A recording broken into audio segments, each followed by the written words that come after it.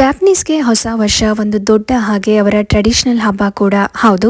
ಅವರದೇ ಆದ ಕೆಲವೊಂದು ಸಂಪ್ರದಾಯ ಹಾಗೆ ಪದ್ಧತಿಯಲ್ಲಿ ಇದನ್ನ ಆಚರಣೆ ಮಾಡ್ತಾರೆ.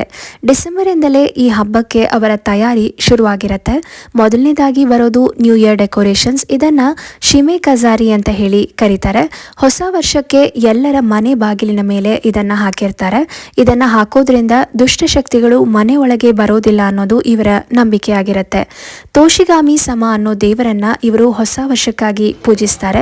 ಆ ದೇವರನ್ನ ಮನೆ ಒಳಗೆ ಸ್ವಾಗತಿಸೋಕೆ ಇದನ್ನ ಇಡ್ತಾರೆ. ಇದನ್ನ ಕದೋಮತ್ಸು ಅಂತ ಹೇಳಿ ಕರೀತಾರೆ. ಇನ್ನು ಇದಲ್ಲದೆ ದೇವಸ್ಥಾನಗಳಲ್ಲಿ ಡಿಸೆಂಬರ್ 31ರ ರಾತ್ರಿ 12ಕ್ಕೆ ಕೆಲವೊಂದು ವಿಶೇಷವಾದ ಪೂಜೆ ಪ್ರಾರ್ಥನೆಗಳು ನಡೆಯುತ್ತೆ. ವರ್ಷದ ಮೊದಲ ಸೂರ್ಯೋದಯ ನೋಡೋದು ಕೂಡ ಇವರ ಸಂಪ್ರದಾಯದಲ್ಲಿ ಒಂದಾಗಿದೆ.